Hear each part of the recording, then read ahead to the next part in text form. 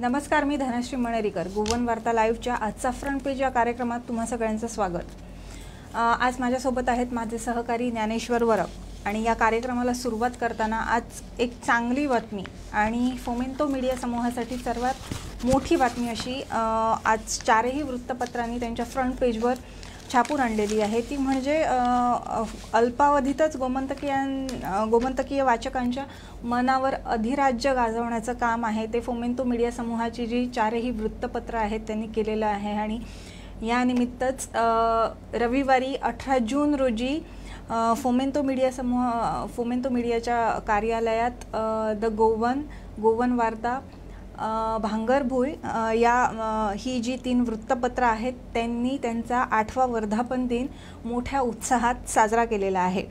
तर रविवारी 8 वर्ष पूर्ण झालेली आहेत फोमेंतो मीडिया समूहाची ही जी 3ही वृत्तपत्र आहेत त्यांना, आणि या 3ही वृत्तपत्रांनी 9व्या वर्षात पदार्पण केलेलं आहे.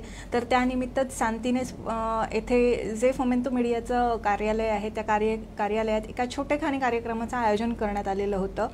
हा कार्यक्रम होता तो या 3ही वृत्तपत्रांचे जे कोणी कर्मचारी आहेत आणि वरिष्ठ व्यक्ती आहेत त्यांच्यासाठी हा खास करून कार्यक्रम आयोजन करण्यात आला होता. या कार्यक्रमाला खास उपस्थिती लावली ती फोमेंतो मीडिया समूहाचे संचालक आहेत जो लुईस सर यांनी लावली. त्याचप्रमाणे HR head colonel Arun Sharma sir, त्याचप्रमाणे प्रुडंट वृत्तवाहिनीचे संपादक प्रमोद आचार्य सर, गोवन वार्ताचे संपादक पांडुरंग गावकर सर, त्याचप्रमाणे द गोवन एव्हरीडेचे संपादक जोएल अफोन्सो सर, तसंच भांगरभुईचे संपादक महेश दिवेकर सर आणि गोवन वार्ता लाईव्हचे संपादक किशोर गावकर सर, या सगळ्यांनी या कार्यक्रमाला उपस्थिती लावली. त्याचप्रमाणे जो काही कार्यक्रम होता तो छोट्या स्वरूपात साजरा करण्यात आला. गोवा क्रांती दिनाचा औचित्य साधून 18 जून 2015 साली ही 3ही वृत्तपत्र आहेत फोमेंतो मीडिया समूहाची ती सुरू करण्यात आली. आणि ही 3ही वृत्तपत्र आहेत मराठी, इंग्रजी आणि कोकणीतून. मराठीतून चालणारं हे गोवन वार्ता आहे वृत्तपत्र, इंग्रजीतून चालणारं द गोवन एव्हरीडे आणि कोकणीतून चालणारं भांगरभुई. तर हा 2015 ते 2023 हा काळ तसा खूप छोटा आहे, पण या अगदी अल्पावधीतच या 3ही वृत्तपत्रांनी गोव्याच्या कानाकोपऱ्यात आपलं ही वृत्तपत्र आहेत ती गोव्याच्या कानाकोपऱ्यात पोहोचलेली आहेत. विश्वसनीय वृत्तपत्र म्हणून ह्या वृत्तपत्रांकडे पाहिलं जातं. बऱ्याचदा आपल्याला माहिती आहे की खोट्या बातम्या किंवा जे काही फॅक्ट्स आहेत ते चेक न करता बऱ्याचदा बातम्या वृत्तपत्रांमध्ये छापून येत असतात. त्यामुळे समाजात एक प्रकारचा गोंधळ निर्माण होतो. पण फोमेंतो मीडिया समूहाने जेव्हापासून ही वृत्तपत्र सुरू केलेली आहेत किंवा फोमेंतो मीडिया समूहाच्या ज्या वृत्तवाहिन्या आहेत त्यांनी प्रत्येक वेळी बातम्यांचा सखोल तपास करून त्यांची विश्वासार्हता पडताळूनच जी काही आहे त्या बातम्या दिलेल्या आहेत. आणि म्हणूनच कदाचित गोयकार हे या फोमेंतो मीडिया समूहाची जी वृत्तपत्र आहेत त्यांना पसंती देत आलेले आहेत. त्याचप्रमाणे आता सध्या डिजिटल युग असल्याने फोमेंतो मीडिया समूहाची ही जी वृत्तपत्र आणि वृत्तवाहिन्या आहेत त्या डिजिटल प्लॅटफॉर्म्सवर बऱ्याच ॲक्टिव्ह असलेल्या दिसून येत आहेत. हा जो काही 8 वर्षांचा काळ आहे त्यात डिजिटलीसुद्धा या वृत्तपत्रांनी प्रचंड अशी प्रगती केलेली आहे. तर ह्या सगळ्या यशाचं छोटंसं सेलिब्रेशन होतं ते रविवारी 18 जून रोजी फोमेंतो मीडिया समूहाच्या कार्यालयात करण्यात आलेलं आहे. आणि पुढे देखील गोयकरांचा विश्वास असाच जपत फोमेंतो मीडिया समूह अशीच पुढे वाटचाल करेल अशी आम्ही आशा बाळगतो. पुढची बातमी काय आहे ज्ञानेश्वर? पुढची बातमी महत्त्वाची अशी आहे ती काल क्रांती दिवस होता आणि क्रांती दिनानिमित्त विविध कार्यक्रम जे आम्ही बघितले ते झालेले आहेत. आता खऱ्या क्रांतीची सुरुवात आपण म्हणू शकतो की मडगाव येथील लोहिया मैदानावरून क्रांतीला सुरुवात झाली आणि या क्रांतीची ज्योत जी आहे ती पूर्ण गोव्यापर्यंत पेटली आणि क्रांती दिवस जो आहे तो आजपर्यंत साजरा केला जातो। आता काल लोहिया मैदानावर मुख्यमंत्र्यांच्या हस्ते कार्यक्रम झाला, त्यानंतर सेव्ह मादई सेव्ह फ्रंट यांच्यातर्फे कार्यक्रम झाला आणि ज्यावेळी यांच्यातर्फे तिथे कार्यक्रम करण्यात आला होता त्यावेळी क्रांती दिनानिमित्त आता दुसऱ्या क्रांतीची सुरुवात करण्याची वेळ आली आहे गोव्यावर, असं वक्तव्य तिथे करण्यात आलं आणि आम्ही कोणत्याही पद्धतीत कर्नाटकाला म्हादईचं पाणी वळवू देणार नाही अशा पद्धतीचे जे काही ठराव होते ते या बैठकीमध्ये त्यांच्या पास करण्यात आलेले आहेत, मान्यता त्यांना देण्यात आलेली आहे।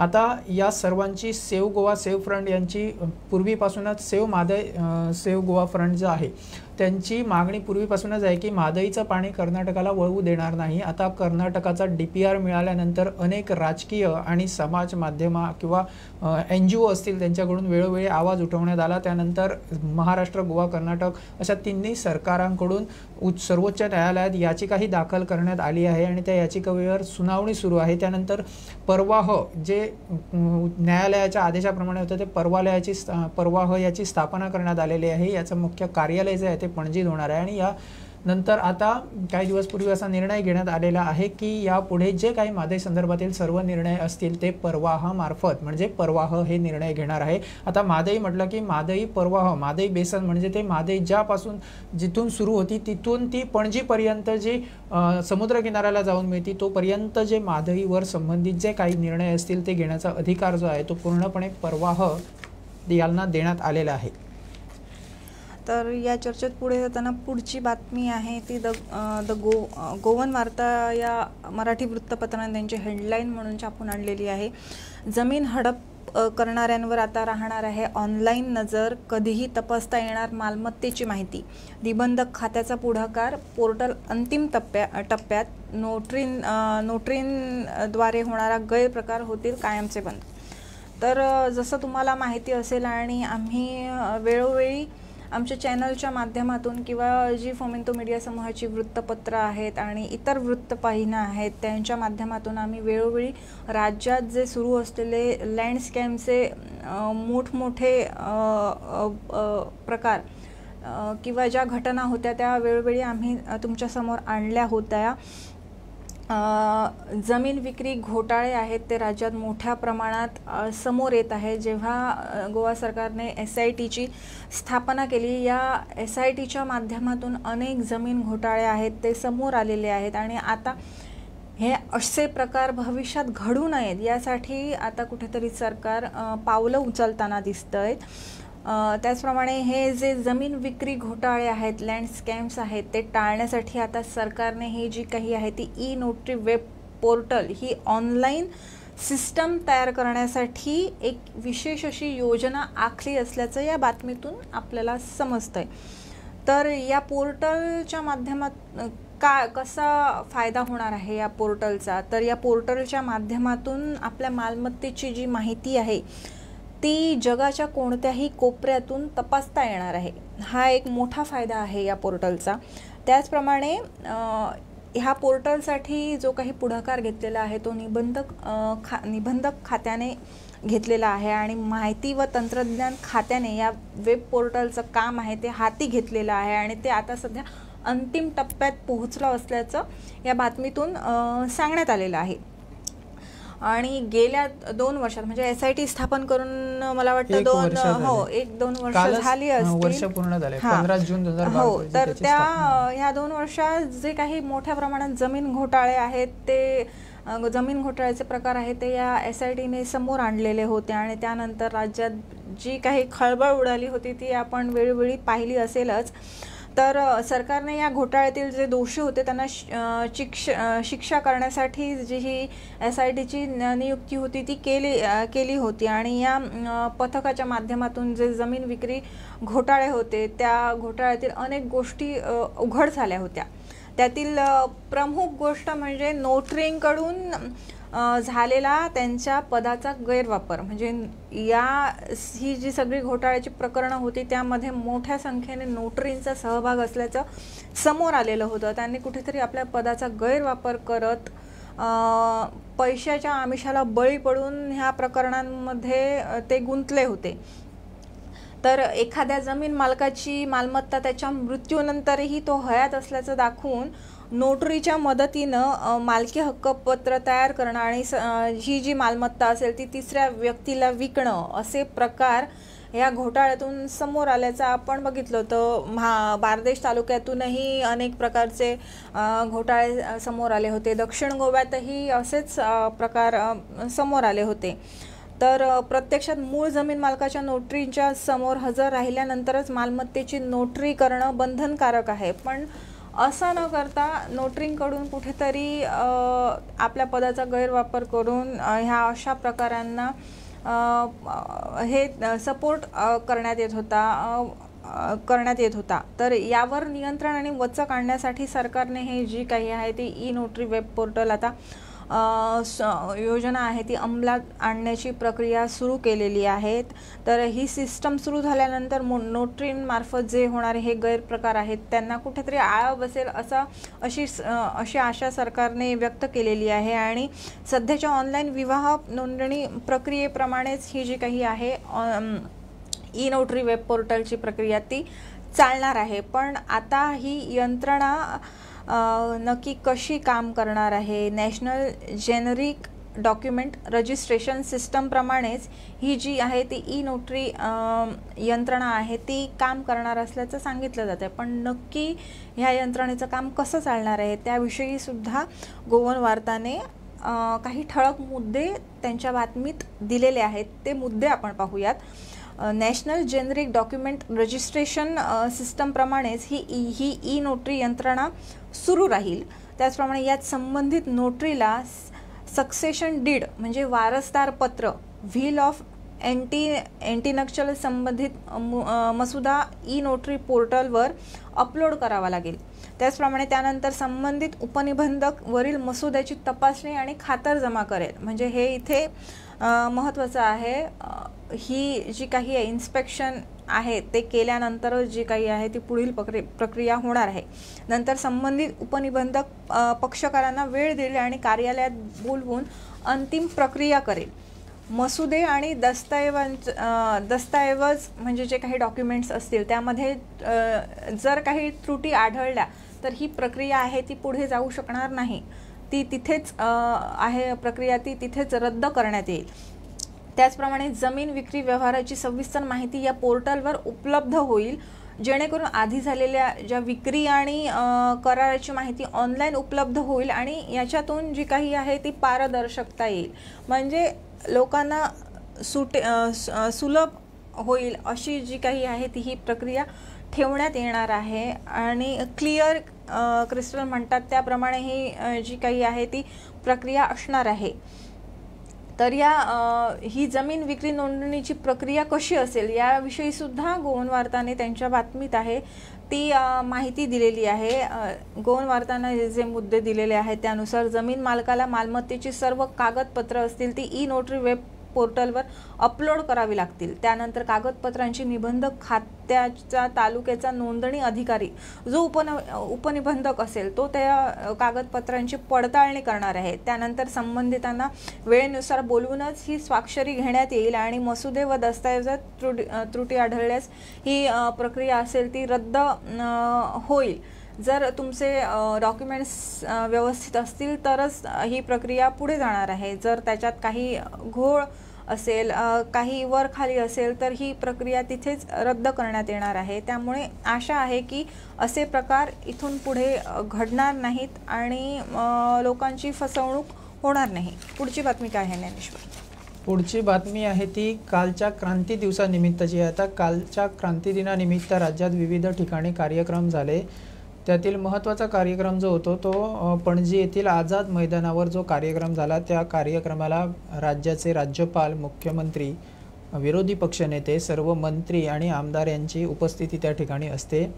आणि कालच्या क्रांती दिनानिमित्त ज्यावेळी मुख्यमंत्र्यांनी भाषण केलं आहे त्यावेळी मुख्यमंत्र्यांनी आपल्या भाषणात सांगितलं आहे की जे आज भांगरभूंयची हेडलाईन आहे ती जाणटेल्यांक घरामेरेन सेवा दिवपाची आता नवीन योजन त्यांच्यानी काढला. म्हणजे नवीन योजन जे आहे म्हणजे नवीन योजना जी आहे ती आता मुख्यमंत्र्यांनी काढलेली आहे आणि या योजनेअंतर्गत आता जर आम्ही बघितलं तर मुख्यमंत्र्यांनी असं सांगितलं की जे गावातील रहिवासी आहेत आणि वयस्कर व्यक्ती आहेत त्यांना त्यांच्या घरापर्यंत सेवा देण्याचं काम आता यापुढे सरकारकडून केलं जाणार आहे। त्यांनी याचबरोबर इतरही घोषणा केल्या, त्या म्हणजे जे कोण स्वतंत्र सैनिक आहेत त्यांच्या मुलांचा नोकरीविषयीचा जो काही विषय गेल्या कित्येक वर्षांपासून जो तसाच पडून आहे तो पुढचा क्रांती दिन येण्यापूर्वी सर्वांना सरकारी नोकऱ्यांचा जो विषय आहे तो प्रलंबित विषय सोडविला जाईल।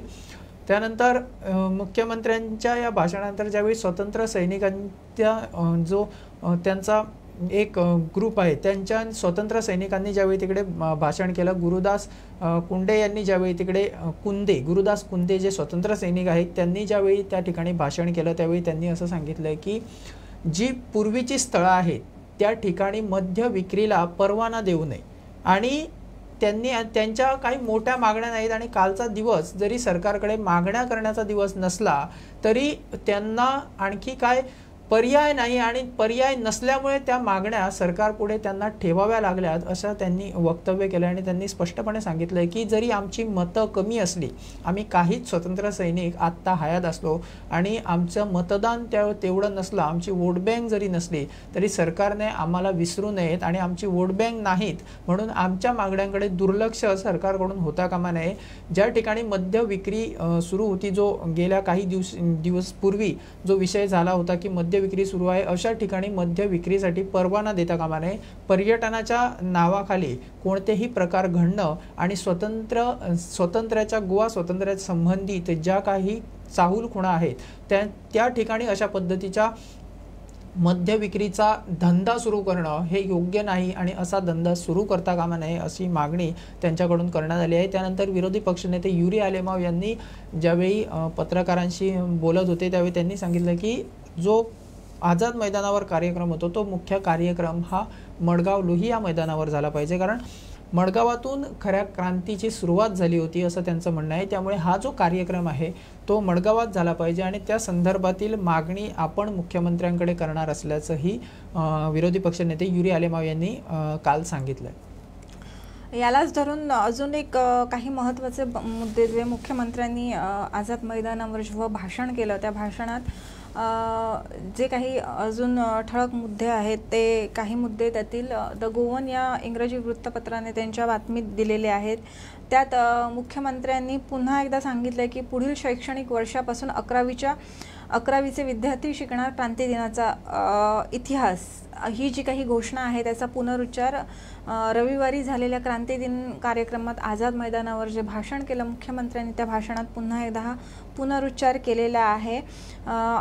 त्याचप्रमाणे जसं ज्ञानेश्वरने आता सांगितलं की स्वातंत्र्य सैनिकांच्या मुलांना सरकारी नोकऱ्या देण्याचा जो काही विषय आहे तो गेल्या अनेक वर्षांपासून सुरू आहे, तोही विषय आहे तो लवकरच निकाली काढण्याचं मुख्यमंत्र्यांनी यावेळी सांगितलंय। त्याचप्रमाणे जे स्वातंत्र्य सैनिक आहेत त्यांच्यावर अन्याय होऊ देणार नाही आणि त्यांना जी पेन्शन मिळते ती पेन्शन पुढील दीड महिन्यापासून सुरू करणार असल्याचंही यावेळी मुख्यमंत्र्यांनी नमूद केलं आहे। त्याचप्रमाणे अजून एक महत्त्वाची गोष्ट जी मुख्यमंत्र्यांनी यावेळी सांगितली आहे की या अमृतकाळात पत्रादेवीतील स्मारकाचं कामही मुख्यमंत्री पूर्ण करणार आहेत। त्यामुळे या ज्या घोषणा आहेत त्या रविवारी मुख्यमंत्र्यांनी क्रांती दिनानिमित्त जो आझाद मैदानावर कार्यक्रमाचं आयोजन करण्यात आलं होतं तिथे जे मुख्यमंत्र्यांनी भाषण केलं त्या भाषणात मुख्यमंत्र्यांकडून या घोषणा करण्यात आलेल्या आहेत। पुढील बातमी काय आहे ज्ञानेश्वर? पुढील बातमी आहे ती जसं आम्हाला माहीत आहे की G20च्या बैठका गोव्यामध्ये सुरू आहेत आणि या संबंधीची आता जी पर्यटनाच्या संदर्भातील जी बैठक आहे त्या बैठकीचं आजपासून ती सुरुवात झालेली आहे। ती 19 ते 22 जून अशी ही बैठक पणजीत चालणार आहे आणि या बैठकीत राज्य आणि देश आणि राष्ट्रांसंबंधित विविध ज्या पर्यटन संदर्भातील काय योजना असतील यावर चर्चा केली जाणार आहे। जसं सर्वांना माहीत आहे की गोवा हे पर्यटन स्थळ म्हणून मोठ्या प्रमाणात गोव्याची ओळख आहे आणि पर्यटक गोव्याला मोठ्या प्रमाणात भेट देतात आणि गोव्याची जी इकॉनॉमी आहे ती मोठ्या प्रमाणात पर्यटनावरच अवलंबून आहे.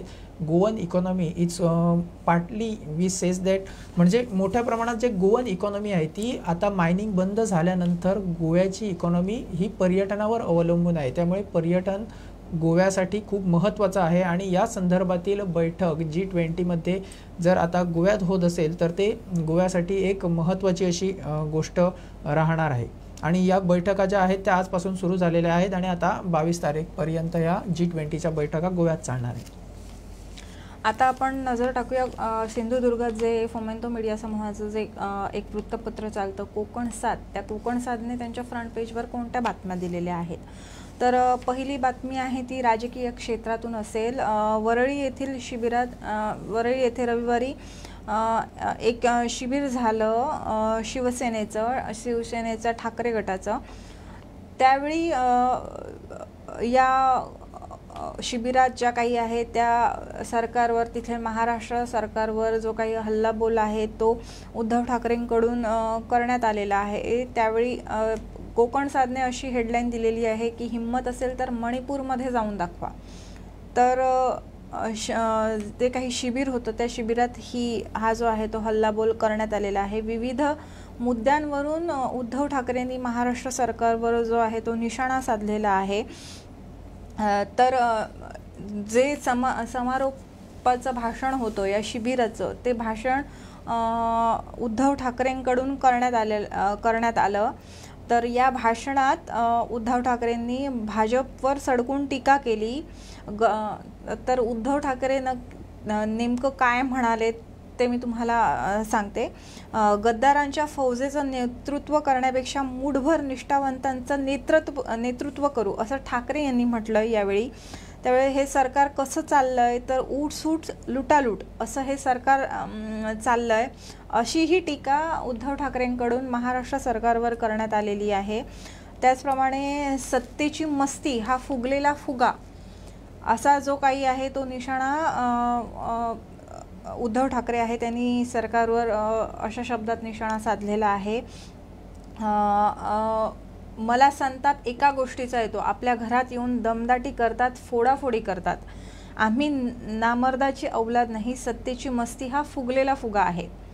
असं जे काही आहे ते असे कडक आणि कठोर अशा शब्दात जे काही आहे तो उद्धव ठाकरेंनी सरकारवर हल्लाबोल केलेला आहे. त्याचप्रमाणे महिला गुंड तयार झाल्यात राज्यात, म्हणजे जे काही महाराष्ट्रात आता जे सरकार सुरू आहे त्या सरकारमध्ये महिला गुंड तयार झाल्याचं सुद्धा एक काही आहे ती मोठी अशी टीका आहे ती उद्धव ठाकरेंकडून करण्यात आलेली आहे. त्याचप्रमाणे 23 तारखेला बिहारला जाऊन नितीश कुमार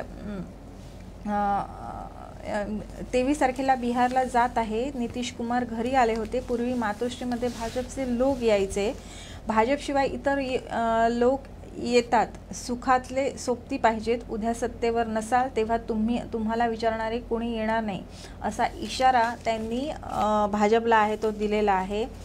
त्याचप्रमाणे अजून एक बातमी आहे ती महाराष्ट्रात सध्या राज्याचा मंत्रिमंडळ विस्ताराच्या चर्चा सुरू आहेत.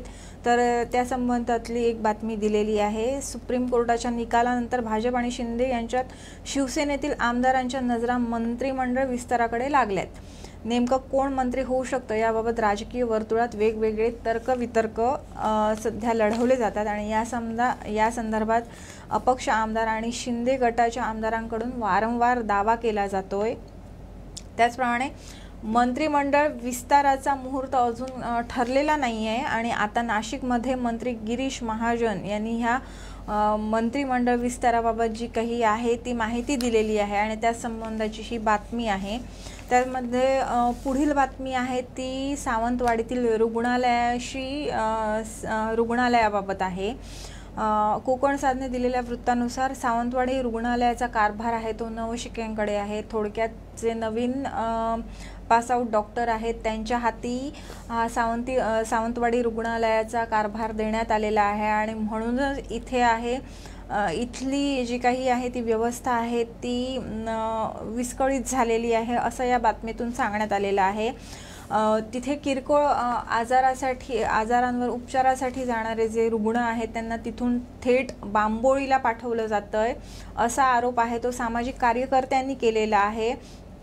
त्याचप्रमाणे तिथे जे नवशिके डॉक्टर रुजू झालेले आहेत ड्युटीवर, त्यांच्यावरही हे सामाजिक कार्यकर्ते आहेत त्यांनी मोठे आरोप केलेले आहेत. ते म्हणजे हे काही डॉक्टर आहेत ते ड्युटीच्या वेळी घरी जाऊन झोपतात आणि त्यामुळे सिस्टर आणि ब्रदर्सकडून उपचार केले जातात. म्हणजे तिथे उपचाराच्या वेळी डॉक्टर्स अवेलेबल नसतात. त्यांच्याकडून कुठेतरी सेवा देण्यात निष्काळजीपणा होतोय. त्यांना त्यांच्यावर जी जबाबदारी दिलेली आहे ती पूर्ण होत नाही आहे असा जो आरोप आहे तो तेथील सामाजिक कार्यकर्त्यांकडून केलेला आहे. त्याचप्रमाणे पुढील बातमी आहे ती वर्धापन दिनापूर्वी ठाकरे गटाला मोठा धक्का. मनीषा कायंदे शिंदे गटात प्रवेश करणार अशा स्वरूपाची ही बातमी आहे. सोमवारी वर्धापन दिन आहे ह्याचा शिवसेना पक्षाचा आणि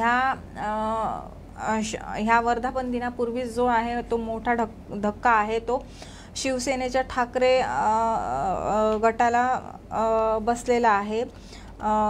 ह्या ज्या ठाकरे गटातील ज्या मनीषा कायंदे आहेत ह्या मनीषा कायंदे आहेत त्या शिंदे गटात प्रवेश करणार असल्याचं बोललं जातं. तर ह्या मनीषा कायंदे कोण आहेत तर विधान परिषद आमदार मनीषा कायंदे भाजपकडून 2009ला सायन कोळीवाड्यातून निवडणूक लढल्या होत्या. त्यानंतर 2012 साली त्यांनी उद्धव ठाकरेंच्या नेतृत्वाखाली शिवसेनेत प्रवेश केला होता. 2018 साली त्यांना ठाकरेंनी विधान परिषदेची जबाबदारी दिली होती. दरम्यान जुना भट्टीतील ठाकरे गटाचे माजी नगरसेवक तांडेल दाम्पत्य यांनीही ठाकरे गट सोडलाय. म्हणजे जो उद्धव ठाकरेंचा शिवसेना गट आहे त्याला जे काही आहे ते हादरे बसताना दिसत आहेत. त्याचप्रमाणे अजून एक बातमी आहे ती ही राजकीय वर्तुळातून आहे ती दिलेली आहे. म्हणजे महाविकास आघाडीत बिघाडी, संजय राऊतांची स्वबळाची घोषणा अशा स्वरूपाची ही जी आहे ती बातमी आहे. अशा चर्चा आहेत त्या सुरू असल्याचं महाराष्ट्राच्या राजकीय वर्तुळात असं या बातमीतून सांगण्यात आलेलं आहे.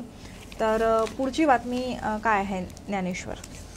पुढची बातमी जी आम्ही घेणार आहोत ती महत्त्वाची अशी बातमी आहे आणि ही बातमी आहे ती द गोवन आणि गोवन वार्ता या दोन्ही वृत्तपत्रांच्या संपादकीय पानावर अग्रलेख जो आहे तो संपादकीय लेख लिहिलेला आहे आणि त्या संदर्भातील आम्ही चर्चा करणार आहोत.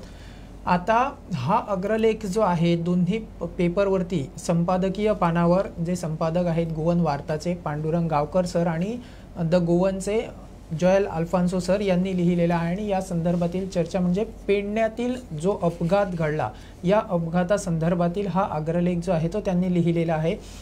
आता 2 दिवस पूर्वी जो पेडण्यामध्ये अपघात घडला त्या अपघातानंतर एक पेडण्यात जे वातावरण तयार झालं त्या संदर्भातील हा अग्रलेख आहे. आता नेमका हा अपघात घडल्यानंतर पेडण्यात काय परिस्थिती निर्माण झाली जर पाहायचं झालं तर गेले कित्येक दिवस राष्ट्रीय महामार्गाचं काम सुरू आहे त्या ठिकाणी आणि पेडण्यातील रस्त्यांवर जवळपास 19 ते 20 बळी गेलेले आहेत. परंतु ज्यावेळी अशा पद्धतीचे बळी गेले त्यावेळी कुणालाही जाग आलेली नाही, ना प्रशासनाला जाग आलेली ना त्या कंत्राटदाराला. या कंत्राटदारांकडून पूर्णपणे दुर्लक्षितपणे केलेला हा रस्ता जो राष्ट्रीय महामार्गाचं ज्यावेळी काम सुरू होतं त्यावेळी वेळोवेळी अनेकांनी या संदर्भातील कंपनीच्या विरोधात आवाज उठवला परंतु काहीही झालेलं नाही. त्यावेळी असे आरोप करण्यात आले होते की त्यावेळीचे स्थानिक आमदार जे बाबू आसगावकर होते ते राज्याचे उपमुख्यमंत्री होते परंतु त्यांच्यापर्यंत देखील हे प्रकरण पाहून ज्यावेळी प्रशासन तुमच्या दारी या कार्यक्रमात कोरगाव येथे झाला होता त्यावेळी उपमुख्यमंत्री बाबू आसगावकर यांनी कडकपणे त्या कंत्राटदारावर टीका केली होती, त्यांना अपशब्दही वापरले होते. परंतु असं असतानाही त्या कंत्राटदारावर आजपर्यंत कोणतीही कारवाई झालेली नाही आणि सरकारने केलेली नाही आणि तशाच पद्धतीचे जे अपघात आहेत ते आता घडत आहेत आणि 20 ते 22 अपघात घडले असून आता जो परवा अपघात घडला सुकेकुळण धारगळ या ठिकाणी, त्या ठिकाणी अपघातात एकट्याला आपला जीव गमवावा लागला। अर्थातच त्यानंतर पुढील आमदारांनी मध्यस्थी केली आणि त्यांना जी काही नुकसान भरपाई असेल ती नुकसान भरपाई देण्याचं ठरलं, परंतु अशी नुकसान भरपाईच देऊन असेच बळी घेणं हे यापुढेही सुरू राहणार आहे का, की फक्त नुकसान भरपाई एवढ्यावरच हा विषय प्रत्येक वेळी संपणार आहे? जे आता कित्येक दिवस पूर्वी 18-20 जे अपघात झाले त्यात बळी गेले त्यांना जबाबदार कोण? जर अशाच पद्धतीच्या जर त्यांना काय जे नुकसान भरपाई असेल ती कंत्राटदाराने द्यावी आणि याच पद्धतीने जर हे विषय चिरगळले गेले तर या विषयांना आणि पेडणेकरांना कोण न्याय मिळवून देणार? ज्यावेळी मोपा विमानतळ हवा असं पेडणेवासियांनी, पेडण्याचे जे स्थानिक लोक होते त्यांनी आंदोलन केलं होतं की आम्हाला विमानतळ हवा। आता विमानतळ हवा होता तो कशासाठी? की आपल्याला स्थानिकांना रोजगार, त्यांना व्यवसाय संधी आणि कित्येक संध्या ज्या आहेत त्या मिळणार आणि पेडण्याचा उद्धार होणार। परंतु ज्यावेळी या पूर्णतः मोपा विमानतळ आता सुरू झालेला आहे आणि जो त्याग पेडणेकरांनी केलेला आहे त्या त्यागाचा मोबदला म्हणून पेडणेकरांना आता जर असे रस्त्यावरती बळी जर पेडणेकरांचे घेतले जात असतील तर याला जबाबदार कोण? आता ज्यावेळी अपघात झाला त्यावेळी तो जो कंत्राटदार होता त्या कंत्राटदारांच्या क्रेनना, 2 क्रेनना आग लावण्यात आली, त्यानंतर दगडफेक करण्यात आली, त्यानंतर पोलीस आणि जे स्थानिक तिकडे जमाव झाला होता त्यांच्यामध्ये वाद निर्माण झाले, त्यांच्या पोलिसांनी त्यांना आटोक्यात आणले, त्यानंतर अशा पद्धतीचं जे वातावरण होतं ते निर्माण झालं होतं। परंतु हे वातावरण निर्माण होण्यासाठी जबाबदार कोण हा प्रश्न मात्र कुणीही उपस्थित केलेला नाही आणि या संदर्भात कोणतीही चर्चा किंवा यावर काय उपाय करता येईल यावर कोणताही निर्णय मात्र घेण्यात आलेला नाही। आता जर बघायचं झालं तर ज्यावेळी अपघात घडतो त्यावेळी तो अपघात घडण्याला कारण काय? आता हे रस्त्याचं ज्यावेळी अंतर्गत रस्त्यांची कामं सुरू असतात त्यावेळी अनेक कामगार जे आहेत, कंत्राटदार आहेत, ते जाणून बुजून दुर्लक्ष करतात की काय अशा पद्धतीची परिस्थिती त्या ठिकाणी निर्माण झालेली असते। जे छोटे रस्ते असतात त्या ठिकाणी वाहतूक पोलीस दिसून येत नाही, त्या कंत्राटदाराचे काम करणारा मनुष्य, एखादा सुपरवायझर किंवा कोणतेही सेक्युरिटी तिकडे दिसून येत नाहीत, जे सूचना फलक रस्त्यावरती असायला हवे ते दिसून येत नाही। आणि हे सर्व सुरू असताना देखील ज्यावेळी आता आत्ताच्या घडीला मोपा विमानतळापासून ते सुकेकुळण पर्यंत जवळपास 4 पॉइंट काढण्यात आलेले आहेत आणि या 4 पॉइंट्सवर एका ठिकाणी 3-3, 4-4 पोलीस तैनात करण्यात आलेले आहेत। परंतु ते पोलीस करतायत काय आणि ते पॉइंट कुणी काढलेत आणि कशा पद्धतीने आणि त्या कुठचे पॉइंट आणि का म्हणून त्या पॉइंट्सवर त्या पोलीस ठेवण्यात आलेले आहेत? ते पॉइंट्स खरेच अपघाताचे पॉइंट्स आहेत का याबद्दल कोणी विचार केलाय का? आता ज्यावेळी 5 तारखेपासून ज्यावेळी मोपा विमानतळावर आम्ही आता बघतोय की 6 महिने होत आले की मोपा विमानतळावर विमानं उतरायला लागलीत आणि जो पूर्वीचा रस्ता होता त्याच रस्त्याने आता गाड्यांची वर्दळ जी आहे ती सुरू आहे। जवळपास विमानतळाच्या कंपनीकडून सांगण्यात आलेल्या आकडेवारीप्रमाणे 4 ते 4.5 हजारच्या टॅक्सी आहेत ते दिवसाला अपडाऊन करतायत। मग एवढ्या गाड्या या रस्त्यावर चालण्याची त्या रस्त्याची क्षमता आहे का याबद्दलचा विचार कोणी केलाय का? याबद्दलचा कोणताही विचार न करता, कोणतंही नियोजन न करता वेळोवेळी स्थानिक आमदार, स्थानिक पंचायत, स्थानिक प्रशासन, RTO असो किंवा कलेक्टर असो, मामलेदार असो यांना अनेकदा निवेदनं देऊन देखील याकडे का मुद्दामहून दुर्लक्ष केलं जातं की आता फक्त जो हा मृत्यूचा सापळाच तिकडे रचून पेडणेकरांना विकासाच्या बदल्यास त्यांचे बळी घेण्याचा हा खटाटोप जो आहे तो प्रशासन आणि सरकारकडून सुरू आहे की काय हा प्रश्न जर आता पेडणेकरांना पडला आणि हा प्रश्न जर उपस्थित झाला तर काय नवीन नाही किंवा वेगळंही नाही, कारण हा उपस्थित होणं साहजिकच आहे। ज्यावेळी मोपा विमानतळ हवा म्हणून आंदोलन करण्यात आलं होतं त्यावेळी आम्हाला विमानतळ हवा, तो विमानतळ कशाला हवा? पेडणेकरांना ज्यावेळी मोपा विमानतळ ज्यावेळी आला त्यावेळी अशा पद्धतीची स्वप्न दाखवण्यात आली होती की अशी नगरी होणार, तशी नगरी होणार, परंतु या नगरीतून आता पेडणेकरांच्या नशिबाला काय आलंय आणि पेडणेकरांना नेमकं आता काय मिळतं या संदर्भात मात्र कुणीही त्या नगरीचाही विचार केलेला नाही, विकासाचाही विचार केलेला नाही। आता विकास म्हणजे नेमकं काय या संदर्भातील मोपा लिंक रोड असो, मोपा विमानतळ असो किंवा या पूर्णतः जो विषय आहे त्या संदर्भातील अनेक वेळा अग्रलेख आम्ही पत्रकार म्हणूनही लिहिले, अनेक बातम्या ज्या आहेत त्या आम्ही बातमीपत्रातून प्रसिद्ध केल्या, टीव्हीच्या माध्यमातून प्रसिद्ध केल्या, मात्र याकडे कुणीही लक्ष दिलेला नाही। आणि हे जे बळी आता जायला सुरुवात झालेली आहे ती फक्त सुरुवात आहे।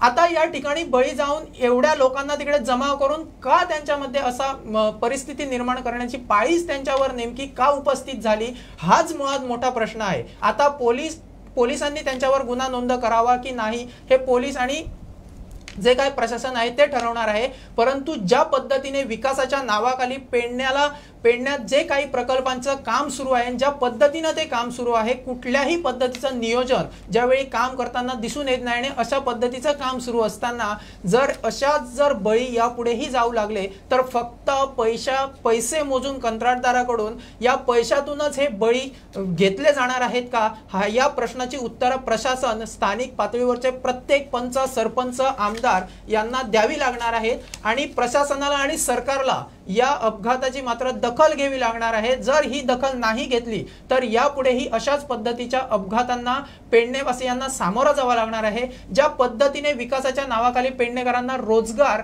आणि जो जमिनीचा हमीभाव आहे त्या ठिकाणी ज्या पद्धतीची फसवणूक करण्यात आली आहे असा पेडणेकरांचा ज्यावेळी आरोप पेडणेकरांकडून केला जातोय, तसाच पद्धतीचे आता पुन्हा आरोप करण्याची वेळ पेडणेकरांवर येणार आहे का। आणि तशाच पद्धती ज्यावेळी आम्ही बघितलं की अनेक कोटी रुपये जे आहेत ते लिंक रोडचे जवळपास 43 कोटी रुपये आहेत, त्यानंतर मोपा विमानतळाचे जे ईडीसी कडे पडून आहेत त्या पैशावर सरकार मजा मारत आहे।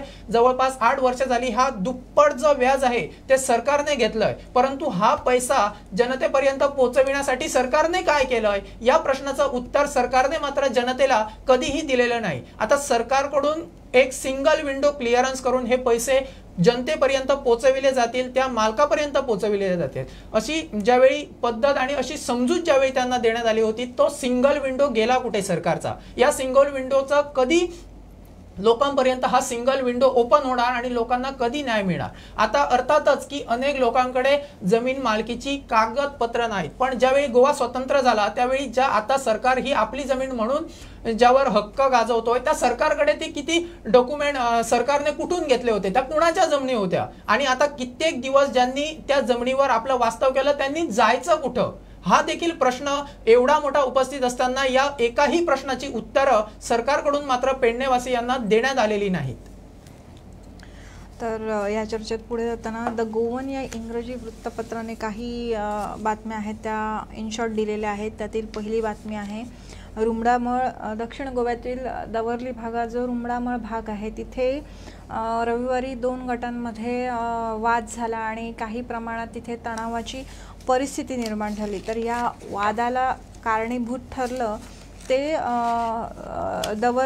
तो रुमडामळ भाग आहे तिथील प्रभाग 3 मध्ये जो बेकायदा मदरसा चालतो तो मदरसा या वादाचं कारण ठरलेला आहे। गेल्या 4 वर्षांपासून प्रभाग 3चे जे पंच आहेत विनायक वळवईकर त्यांनी ज्या ग्रामसभा झाल्या त्या ग्रामसभांमधून हा जो काही आहे तो बेकायदा मदरशाचा विषय वेळोवेळी समोर आणला आणि या बेकायदा मदरशावर कारवाई करण्याची मागणी केली।